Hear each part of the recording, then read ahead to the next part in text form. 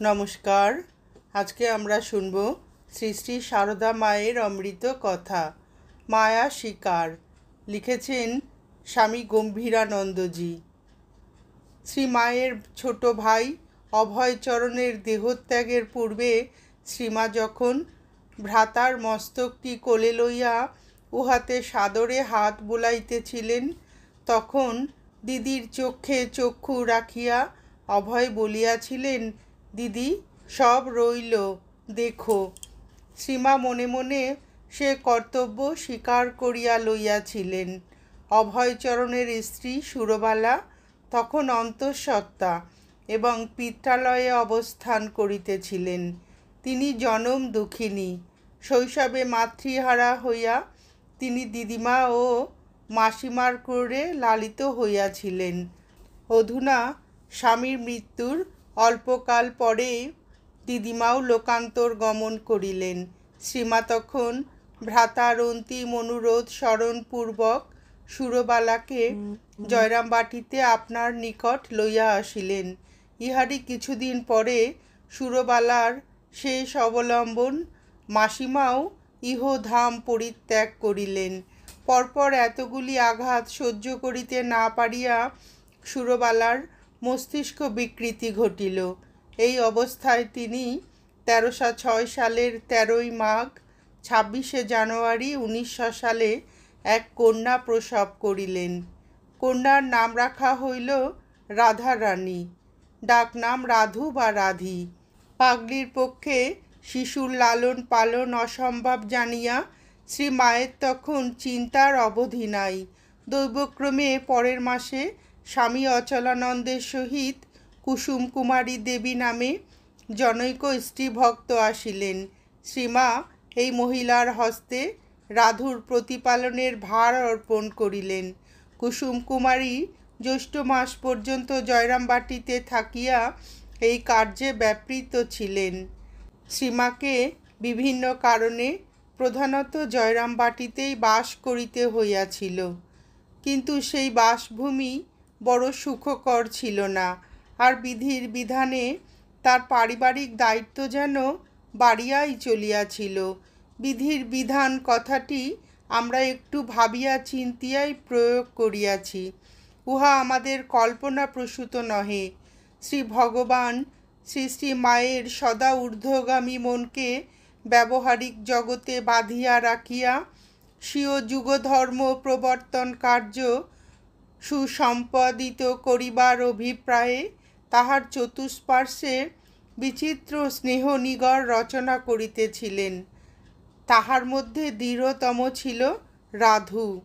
ঠাকুরের অদর্শনের পর শ্রী মায়ের সংসারে আর কিছুই ভালো লাগিতেছে না, মনটা হু হু করিতেছে এবং তিনি প্রার্থনা করিতেছেন, আর আমার এ সংসারে থেকে কি হবে।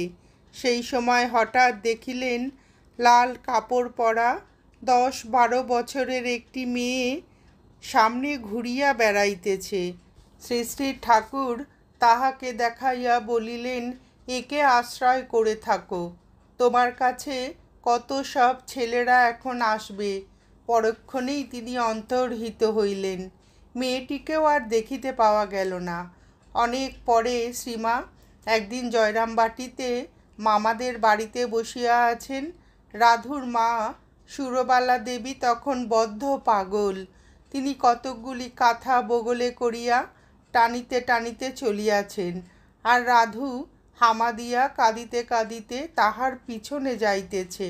ইহা দেখিয়া মায়ের বুকের ভেতরটা কেমন করিয়া উঠিল। তিনি ভাবিলেন, তাই তো, একে আমি না দেখলে আর কে দেখবে। বাবা নেই, মা ওই পাগল। তিনি ছুটিয়া গিয়া রাধুকে তুলিয়া লইলেন, আর অমনি শ্রী শ্রী ঠাকুর সামনে দর্শন দিয়া বলিলেন, এই সেই মেয়েটি, একে আশ্রয় করে থাকো, এটি যোগমায়া। শ্রী মায়ের বিবিধ সময়ের অন্যান্য উক্তি হইতেও এই বিষয় সমর্থিত হয়। রাধুর প্রতি তাহার আকর্ষণ দেখিয়া সমালোচনাপ্রবণ মনে বহু সন্দেহ উঠিত ও সময় সময় উহা প্রশ্নকারে বাহির হইয়া পড়িত। একদিন জনৈক ভক্ত বলিয়া বসিলেন, মা, আপনার কেন এত আসক্তি? রাত দিন রাধি রাধি করছেন ঘোর সংসারীর মতো, অথচ এত ভক্ত আসছে, তাদের দিকে একটুও মন নেই। এত আসক্তি, এগুলো কি ভালো? পূর্বেও এইরূপ প্রশ্ন মা বহুবার শুনিয়াছিলেন। নম্রভাবে বলিয়াছিলেন, আমরা মেয়ে মানুষ, আমরা এই রকমই। কিন্তু আজ উত্তেজিত হইয়া বলিলেন, তুমি এরকম কোথায় পাবে? আমার মতো একটা বের করো দেখি। কি জানো, যারা পরমার্থ খুব চিন্তা করে তাদের মন খুব সূক্ষ্ম শুদ্ধ হয়ে যায়। সেই মন যা ধরে সেটাকে খুব আঁকড়ে ধরে, তাই আসক্তির মতো মনে হয়। বিদ্যুৎ যখন চমকায় তখন শার্শিতেই লাগে, খড়খড়িতে লাগে না। অন্য সময়ে তিনি বলিয়াছিলেন, দেখো, সব বলে কিনা আমি রাধু রাধু করেই অস্থির, তার ওপর আমার বড় আসক্তি। এই আসক্তিটুকু যদি না থাকতো তাহলে ঠাকুরের শরীর যাবার পর এই দেহটা থাকতো না। তার কাজের জন্যই না রাধি রাধি করে ঠাকুর এই শরীরটাকে রেখেছেন। যখন রাধির ওপর থেকে মন চলে যাবে তখন আর এই দেহটাও থাকবে না। আর বলিয়াছিলেন, এই যে রাধি রাধি করি, এ তো একটা মোহ নিয়ে আছি। শ্রীমায়ের জয়রামবাটি জীবনের প্রতিকূল অবস্থার কিঞ্চিত পরিচয়ের জন্য এখানে মামাদের মানে শ্রীমায়ের ভ্রাতাদের কথাই ধরা যাওক। শ্রীমায়ের অন্যত্র অবস্থানকালে মামারা পত্রে অর্থের আকাঙ্ক্ষা বা পারিবারিক বিবাদের কথা তাহাকে প্রায় জানাইতেন। পত্র পড়িয়া শ্রীমাকে শুনাইতে গিয়া কেহ হয়তো মন্তব্য করিতেন, মা, তাদের খুব করে টাকা দাও, ঠাকুরকে বলো বেশ ভোগ করুক, যাতে নিবৃত্তি হয়। মা তাহাতে উত্তর দিতেন, ওদের কি আর নিবৃত্তি আছে? ওদের কিছুতেই নিবৃত্তি হবে না, শত দিলেও না। সংসারী লোকেদের কি আর নিবৃত্তি হয়? ওদের ওখানে কেবল দুঃখের কাহিনী। কেলেটাই মানে কালী মামা কেবল টাকা টাকা করে, আর ওর দেখা দেখি প্রসন্নও এখন করছে। বড়দা কখনো চায় না, বলে দিদি টাকা পাবে কোথায়? আর একদিন তিনি ভ্রাতাদের সম্বন্ধে বিরক্তি সহকারে বলিয়াছিলেন, বাবা, ওরা কেবল টাকা টাকা করেই গেল, কেবল ধন দাও ধন দাও, ভুলেও কখনো জ্ঞান ভক্তি চাইলে না। যা চাচ্ছিস তাই নে। বলা বাহুল্য, মাতা ঠাকুরানীর কৃপায় ইহাদের সংসারে সচ্ছলতা আসিয়াছিল। ইহা হইতে পাঠক যেন বুঝিয়া লইবেন না যে মামাদের কোনো সুকৃতি অথবা উচ্চ ভাব ছিল না। মহাকবি গিরিশচন্দ্র ঘোষ একদা বলিয়াছিলেন যে মামারা পূর্ব জন্মে মাথা কাটা তপস্যা করিয়াছিলেন, তাই বর্তমান জন্মে স্বয়ং জগদম্বাকে ভগিনীরূপে পাইয়াছেন। অধিকন্তু ঘটনা পরম্পরা হইতে জানা যায় যে শ্রীমায়ের ভগবত্তা সম্বন্ধে তাহারা সম্পূর্ণ অজ্ঞ ছিলেন না। তবে সেই জ্ঞান সাংসারিক অভাব মিটাইবার বাসনায় আবৃত থাকায় তেমন কার্যকর ছিল না। এখানে সেই সম্পর্কে কয়েকটি ঘটনার কথা উল্লেখ করা হইতেছে। 1314 সালে গিরিশবাবুর বাড়িতে দুর্গাপুজোর সমাপনান্তে দেশে ফিরিবার সময় শ্রীমা মামাদিগকে সংবাদ পাঠাইলেন, যাহাতে তাহারা আমোদরের ধারে লোকজনের ব্যবস্থা করিয়া রাখেন। যথাকালে কোয়ালপাড়া হইতে সন্ধ্যায় আমোদরের তীরে পৌঁছাইয়া দেখা গেল যে কেহই আসে নাই। অতএব শ্রীমা ও তাহার সঙ্গীদিগকে বহু অসুবিধার মধ্যে নদী পার হইয়া জয়রামবাটিতে আসিতে হইল। রাত্রে আহারের সময় জনৈক ভক্ত বলিলেন, মা, দেখলেন এদের মানে মামাদের কি আক্কেল? আপনি এলেন, তাই একটি লোকও নদীর ধারে পাঠালেন না। শ্রীমাতাই প্রসন্ন মামাকে প্রশ্ন করিলেন, এই যে আমি এলুম, তুই নদীর ধারে লোক পাঠালি না কেন? আমার এই ছেলেগুলি এলো, তুই একটি লোকও পাঠালি নে, নিজেও গেলি নে, মামা উত্তর দিলেন, দিদি, আমি কালীর ভয়ে পাঠাইনি, পাছে কালী বলে দিদিকে হাত করে নিতে যাচ্ছে। আমি কি বুঝি না তুমি কি বস্তু, আর এরা মানে ভক্তেরা কি বস্তু সব জানি, কিন্তু কিছু করবার সাধ্য নেই। ভগবান এবার আমাকে সে ক্ষমতা দেননি। এই আশীর্বাদ করো যেন তোমাকে এবারে যেভাবে পেয়েছি এইভাবেই জন্মে জন্মে পাই, আর অন্য কিছু চাই নে। শ্রীমা বললেন, তোদের ঘরে আর এই যা হয়ে গেল, রাম বলেছিল মরে যেন আর না জন্মাই কৌশল্যার উদরে, আর আমি আর তোদের মধ্যে। আর একদিন প্রসন্ন মামা শ্রীমাকে বলিয়াছিলেন, দিদি, শুনলুম তুমি নাকি কাকে স্বপ্নে দেখা দিয়েছ, তাকে মন্ত্র দিয়েছ, আবার এও বলে দিয়েছ যে তার মুক্তি হবে, আর আমাদের তুমি কোলে করে মানুষ করেছ, আমরা কি চিরদিনই এমনি থাকব? মা উত্তরে তাহাকে বলিলেন, ঠাকুর যা করবেন তাই হবে। আর দেখো, শ্রীকৃষ্ণ রাখাল বালকদের সঙ্গে কত খেলেছেন, হেসেছেন, বেরিয়েছেন, তাদের এঁটো খেয়েছেন, কিন্তু তারা কি জানতে পেরেছিল কৃষ্ণকে? শ্রীমা সব সময় যে এইরূপ ঔদাসীন্য দেখাইতেন তাহা নহে। স্নেহপালিত ভ্রাতাদের বহু ত্রুটি সত্ত্বেও তিনি ইহকালে ও পরকালে সর্ব বিষয়ে তাহাদিগকে আশ্বাস দিতে প্রস্তুত ছিলেন। প্রসন্ন মামা একদা প্রশ্ন করিলেন, দিদি, এক পেটে জন্মেছি, আমাদের কি হবে? শ্রীমা অভয় দিয়া বলিলেন, তা তো বটেই, তোদের ভয় কি? এই সমর্থ অথচ বিবেচনাহীন ভ্রাতাদের সঙ্গে ছিলেন আবার অবুঝ অসমর্থা ভাইজিরা। পরে আমরা দেখিব যে ইহাদের কাহারো কাহারো ভার শ্রীমাকে গ্রহণ করিতে হইয়াছিল। তদুপরি ছিলেন অভয় মামার বিধবা পত্নী সুরবালা ও ভক্তদের সুপরিচিতা পাগলি মামি। মামির পাগলামি সময় সময় এতই বাড়িত যে শ্রীমাকে বলিতে শোনা যাইত, হয়তো কাঁটাযুক্ত বেলপাতা শিবের মাথায় দিয়েছি, তাই আমার এই কণ্টক হয়েছে। শ্রীমা যতদিন জয়রামবাটিতে থাকিতেন তাহাকে হাড় ভাঙা পরিশ্রম করিতে হইত। কোনো দিন হয়তো সকাল হইতে সন্ধ্যা পর্যন্ত হাড়ি হাড়ি ধান সিদ্ধ করা চলিতেছে, অন্য দিন ঢেকিতে ধান ভানা হইতেছে, সঙ্গে সঙ্গে রান্না, বাসন মাজা, জল তোলা সবই আছে। তাহার জননী যেমন বৃদ্ধ বয়সেও অক্লান্ত পরিশ্রমী ছিলেন, তিনিও তেমনি সর্বদা তাহার পার্শ্বে থাকিয়া প্রতি কার্যে সাহায্য করিতেন। একবার সহোদরের সংসারে কোনো এক ব্যাপারে শ্রীমাকে অসম্ভব পরিশ্রম করিতে হয়। তাহার পা ফুলিয়া যাওয়ায় তিনি উহা দেখাইয়া বলিয়াছিলেন, গিরিশবাবু সত্যই বলেছিলেন, এরা মাথা কাটা তপস্যা করেছিল। 1900 খ্রিস্টাব্দে শ্রীমায়ের দেশে অবস্থানকালের ঘটনা।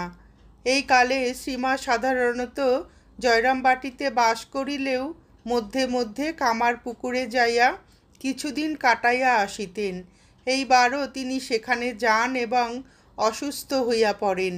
মায়ের বাড়ির ঝি সাগরের মা বলে যে সে অসুখের সময় তাহার সেবা করিয়াছিল। দারুণ উদারময় ও বমিতে শ্রীমা অবশ হইয়া বিছানায় পড়িয়া আছেন, আর ঝি নির্বিকারে পরিষ্কার করিতেছে দেখিয়া ওই অবস্থায় তিনি ঝিকে জিজ্ঞাসা করিলেন, কি গো, তোর ঘেন্না হচ্ছে না তো? ঝি বলিল, ঘেন্না হলে হাতে করে তুলব কেন? রোগ আরম্ভ হতেই বেলুর মঠে এবং জয়রামবাটিতে সংবাদ পাঠানো হয়।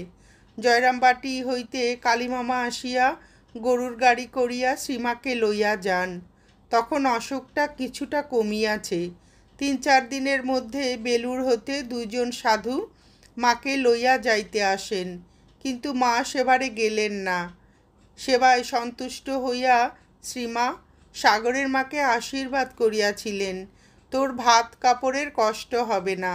এই ঘটনার বর্ণনা শেষে বৃদ্ধা বলে, তা সত্যি বাবু, এখনো পর্যন্ত আমার ভাত কাপড়ের কষ্ট হয়নি। ঠাকুর চালিয়ে নিচ্ছেন। শ্রীমা তারপর 1900 খ্রিস্টাব্দের অক্টোবরে পাগলি মামি রাধু, খুল্লতাতো নীলমাধব, পল্লীবাসিনী ভানুপিসিকে নিয়ে কলকাতায় আসেন এবং 1 বৎসর কাল 16 রে বোসপাড়া লেনের বাড়িতে অবস্থান করেন। নিবেদিতা বিদ্যালয় তখন 17 নম্বর বাড়িতে উঠিয়া গিয়াছে। পর বৎসর শ্রীমৎ স্বামী বিবেকানন্দজি বেলুর মঠে দুর্গা উৎসব করেন।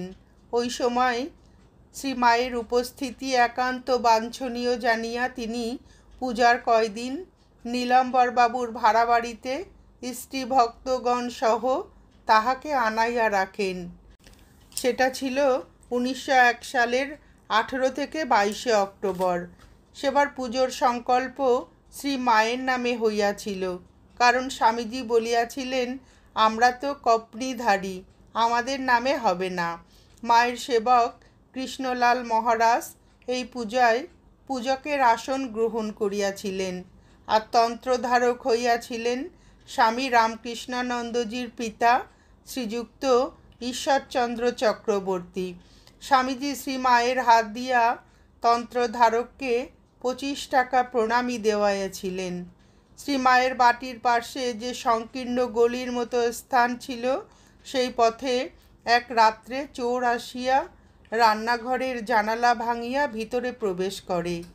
চিরকালের অভ্যাস মতো শেষ রাত্রে শয্যা ত্যাগ করিয়া পাগলি মামি প্রদীপ হস্তে বাহিরে আসিয়াই রান্নাঘরে চোরকে দেখিতে পান এবং ভয়ে অজ্ঞান হইয়া পড়িয়া যান। বাড়ির সকলের চেষ্টায় তাহার সংজ্ঞা ফিরিল বটে, কিন্তু মস্তিষ্ক বিকৃতি খুব বাড়িয়া গেল। শ্রীমা অগত্যা স্থির করিলেন তাহাকে লইয়া দেশে ফিরিবেন। মায়ের কলকাতায় আগমনের পর কুসুম কুমারীর হস্তেই রাধুর লালন পালনের ভার অর্পিত হইল। তাই শ্রীযুক্তা যোগিন মা প্রভৃতি শ্রীমাকে বলিলেন যে ঐরূপ একটি স্ত্রীলোকের উপর রাধুর প্রতিপালনের ভার দিয়া সুপুত্রী সুরবালাকে দেশে পাঠাইয়া দেওয়া উচিত এবং কলকাতার ভক্তগণ সে ব্যয় বহন করিবেন। কিন্তু শ্রীমায়ের কোনো মতেই দেশে যাওয়া উচিত নহে, তাহার কলকাতায় থাকাই যুক্তিসঙ্গত।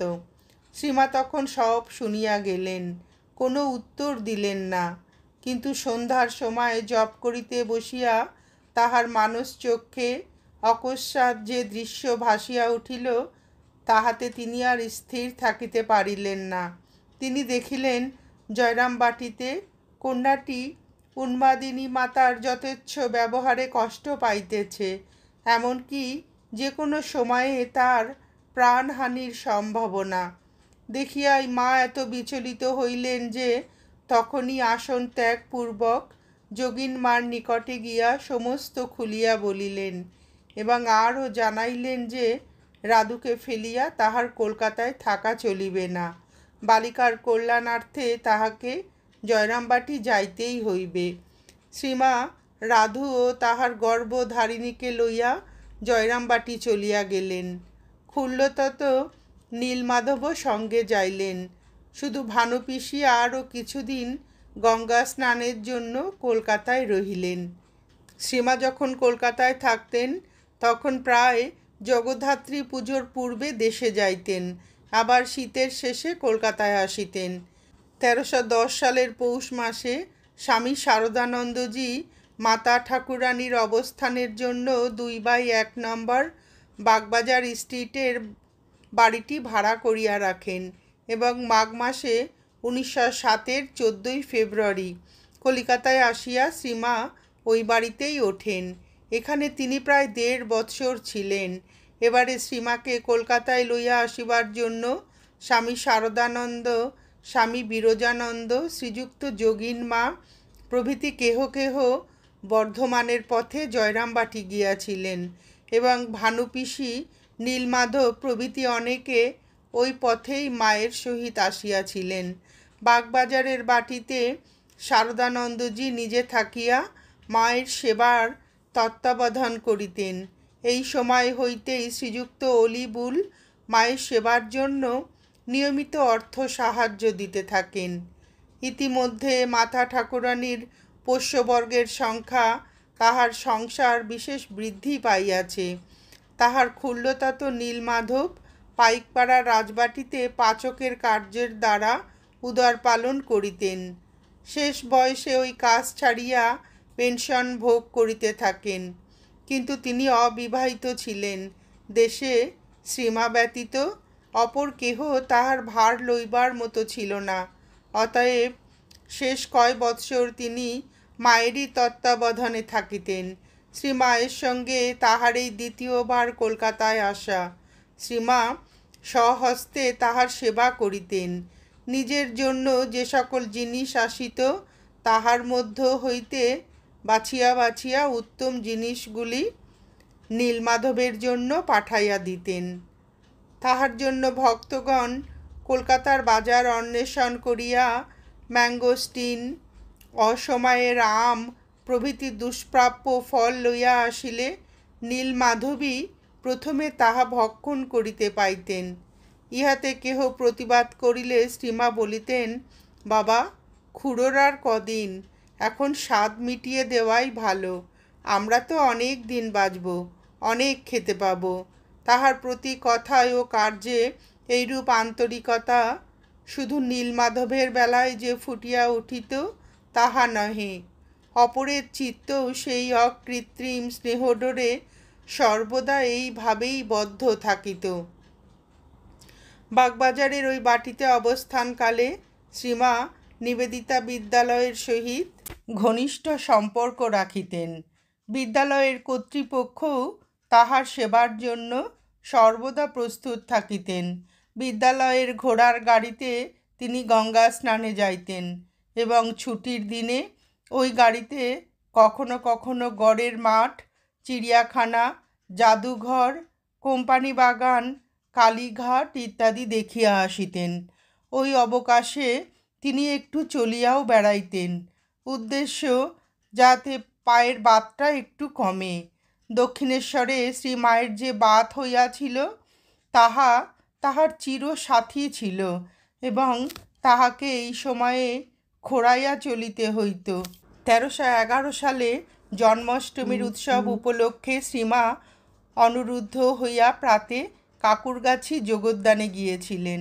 তাহার সঙ্গে লক্ষ্মী দিদি, গোলাপ মা এবং ভ্রাতুষ্পুত্রী নলিনী ও রাধু ছিলেন। উৎসব দেখিয়া শ্রীমা বিশেষ আনন্দিত হন, কিন্তু যোগদানের অধ্যক্ষ শ্রীযুক্ত যোগবিনোদ মহারাজের অনুরোধে তাহাকে সেখানে গরমের মধ্যে চাদর মুড়ি দিয়া নীরবে অপরাহ্ন 6টা পর্যন্ত বসিয়া থাকিতে এবং শত শত লোকের অবিরাম প্রণাম গ্রহণ করিতে হয়। ইহাতে তাহার বিশেষ কষ্ট হয়। তিনি গৃহে ফিরিয়া গোলাপ মা প্রভৃতিকে জানাইয়াছিলেন, তৎপূর্বে তিনি কিছু বলেন নাই। বাগবাজারের এই বাড়িতে থাকাকালেই শ্রীমা গিরিশবাবুর অনুরোধে এক রাত্রে বিল্বমঙ্গল অভিনয় দেখতে গিয়েছিলেন। বিল্বমঙ্গলের একনিষ্ঠ প্রেম দর্শনে তিনি আহা আহা বলিয়া প্রশংসা করিয়াছিলেন। এই সময়ে অতি বৃদ্ধা ও পীড়িতা গোপালের মা ভগিনী নিবেদিতার বালিকা বিদ্যালয়ের বাড়ির একখানি ঘরে অবস্থান করিতেছিলেন। ইহাকে শ্রীমা শাশুড়ির ন্যায় সম্মান করিতেন এবং মধ্যে মধ্যে দেখিতে যাইতেন। গোপালের মার আহার শ্রীমায়ের বাটি হইতে পাঠানো হইত। শেষাশেষি বৃদ্ধার বাহ্য জ্ঞান বড় একটা থাকিত না, শুধু জপের মালা সম্বন্ধে তিনি বড়ই হুঁশিয়ার ছিলেন। উহা না পাইলে ছটফট করিতেন, কাহাকেও চিনিতে পারিতেন না। কিন্তু শ্রীমা নিকটে গেলে অস্ফুট স্বরে বলিতেন, কে বৌমা, এসো। 1311 সালের জগদ্ধাত্রী পুজোয় শ্রীমায়ের দেশে যাওয়া হয় নাই, কারণ তখন তাহার সংসার এত বৃহৎ যে সকলকে লইয়া গমনাগমন বহু ব্যয়সাধ্য। অধিকন্তু ওই সময়ে মায়ের স্বাস্থ্যের একটু উন্নতি হইতেছিল। তখন ম্যালেরিয়ার মধ্যে বাস করিলে রোগের পুনরাক্রমণ অবশ্যম্ভাবী জানিয়া ভক্তগণ তাহাকে যাইতে দিলেন না। কিন্তু জগদ্ধাত্রী পুজো তাহার অতি প্রাণের জিনিস ছিল, তাই তিনি সহোদর বরদা প্রসাদ ও জনৈক ভক্তের দ্বারা সমগ্র পুজো সামগ্রী পাঠাইয়া দিলেন। পুজো সমাপনান্তে ইহারা ফিরিয়া আসিলে আনুপূর্বিক সমস্ত বর্ণনা শুনিয়া আনন্দিত হইলেন। অতঃপর অগ্রহায়ণের মধ্যভাগে তাহার জগন্নাথ ক্ষেত্রে গমনের আয়োজন চলিতে লাগিল। তখন পুরী পর্যন্ত বেঙ্গল নাগপুর রেললাইন প্রস্তুত হইয়া গিয়াছে। শ্রী মায়ের সহিত দ্বিতীয় শ্রেণীর এক রিজার্ভ গাড়িতে স্থান পাইলেন নীলমাধব, পাগলি মামি, গোলাপ মা, লক্ষ্মী দিদি, রাধু মাস্টারমশায়ের স্ত্রী, চুনিলাল বাবুর স্ত্রী ও কুসুম কুমারী। আর মধ্যম শ্রেণীর গাড়িতে উঠিলেন শ্রীমৎ স্বামী প্রেমানন্দ প্রভৃতি 3 জন পুরুষ। সারা রাত্রি গাড়িতে কাটাইয়া ইহারা পরদিবস প্রাতে পুরী ধামে উপস্থিত হইলেন। শ্রীমন্দিরের রাস্তার উপর বলরাম বাবুদের যাত্রীনিবাস ক্ষেত্রবাসীর মঠ শ্রীমা ও তাহার সঙ্গীদের জন্য খুলিয়া দেওয়া হইল। প্রেমানন্দজি বলরাম বাবুদের সমুদ্রের নিকটবর্তী অপর বাটি শশীনিকেতনে চলিয়া গেলেন। পুরীতে পৌঁছিয়া শ্রীমা ধুলা পায়ে জগন্নাথ মহাপ্রভুকে দর্শন করিয়া আসিলেন। পরে তিনি ভক্তদের সহিত প্রত্যহ প্রাতে দেব দর্শনে যাইতেন এবং প্রতি সন্ধ্যায় আরতির সময় মন্দিরে উপস্থিত থাকিতেন। একদিন ক্ষেত্রবাসীর মঠে কথা দেওয়া হইয়াছিল, পাণ্ডা আসিয়া প্রাচীন পুঁথি অবলম্বনে শ্রী শ্রী জগন্নাথের ইতিহাস ও মাহাত্ম্য শুনাইলেন। এই উপলক্ষে ওই দিন প্রায় 50 জন পাণ্ডাকে পরিতোষপূর্বক ভোজন করানো হয়। শ্রীমা প্রভৃতির জন্য তখন প্রত্যহ শ্রীমন্দির হইতে মহাপ্রসাদ আসিত। পাণ্ডাদের ভোজনও ওইভাবেই সম্পন্ন হইয়াছিল। পুরীতে শ্রী মায়ের পায়ে একটি ফোড়া হয়। সেই ফোড়া পাকিয়া উঠায় চলিতে কষ্ট হইতেছিল, অথচ তিনি অস্ত্রোপচারে সম্মত হইতেছিলেন না। একদিন ওই অবস্থায় মন্দিরের ভিতরের মধ্যে এক ব্যক্তি ওই স্থানে ব্যথা দেওয়ায় তিনি চিৎকার করিয়া উঠিলেন। এই সংবাদ পাইয়া প্রেমানন্দজি পরদিন এক যুবক ডাক্তারকে লইয়া আসিলেন। তিনি অস্ত্র লইয়া শ্রীমাকে প্রণাম করিতে আসিলে শ্রীমা অভ্যাসবশত চাদর মুড়ি দিয়া বসিলেন। এই অবকাশে পায়ে হাত দিয়া প্রণাম করিবার ছলে ডাক্তার ফোড়ার মুখ চিরিয়া দিলেন এবং মা অপরাধ নেবেন না বলিয়া বিদায় লইলেন। এই অপ্রত্যাশিত ব্যাপারে শ্রীমা একটু বিরক্ত হইলেও ভালোভাবে বাঁধিয়া দিবার পর স্বস্তির নিঃশ্বাস ফেলিয়া বলিলেন, আহ, আরাম হলো। যেসব সন্তানের দ্বারা এই অতি সাহসিক কার্য সাধিত হয়েছিল তাহাদিগকে আশীর্বাদ করিলেন। 2-4 দিনের মধ্যে ক্ষতস্থান আরাম হইয়া গেল। ইহার কয়েকদিন পরে মায়ের ইচ্ছা হইল যে দেশ হইতে তাহার মাতা প্রভৃতিকে জগন্নাথ দর্শনে আনাইবেন। তদ অনুযায়ী জনৈক ভক্ত জয়রামবাটিতে প্রেরিত হইলেন। ইহা অবশ্য পাগলি মামিকে না জানাইয়াই করিতে হইল, কারণ তিনি চাহিতেন না যে তিনি এবং রাধু ব্যতীত পরিবারে আর কেহ শ্রী মায়ের স্নেহ যত্নের অংশী হয়। তখন বিষ্ণুপুরের রেল লাইন খুলিয়া গিয়াছে। ভক্ত বিষ্ণুপুরিয়ে নামিয়া উঠের গাড়িতে কোতলপুরে উপস্থিত হইলেন এবং বাকি পথ পদব্রজে যাইয়া শ্রী মায়ের জননী ও কালীমামাকে তাহার সাদর আহ্বান জানাইলেন। পূর্বে কেবল এই 2 জনকেই লইয়া যাইবার কথা ছিল, কিন্তু তীর্থযাত্রার নামে দল বাড়িয়া চলিল। শেষ পর্যন্ত দিদিমা, কালীমামা শ্বশুর, স্ত্রী এবং 2টি পুত্র এবং সীতারাম নামক জয়রামবাটির এক বৃদ্ধ সদ্গোপ গড়বেতার পথে পুরী যাত্রা করিলেন। ইহারা সকলে ক্ষেত্রবাসীর মঠে উপস্থিত হইবা মাত্র সুরবালার ক্রোধ সপ্তমে উঠিল। তিনি শ্রীমায়ের সম্মুখে হাত নাড়িয়া গ্রাম্য ছড়া কাটিয়া নানা কথা শোনাইতে লাগিলেন।